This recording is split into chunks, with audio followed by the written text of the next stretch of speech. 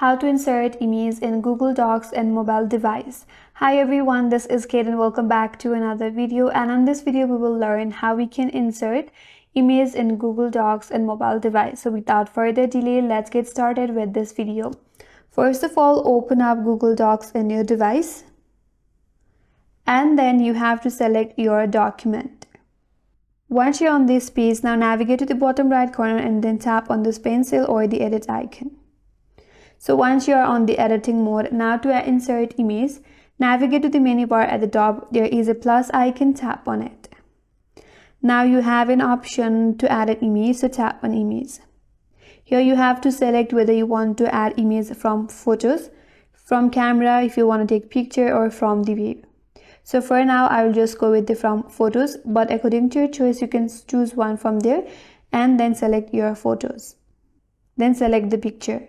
Once select the picture, now the picture has been added into your document. So in this way you can insert image in Google Docs in a mobile device.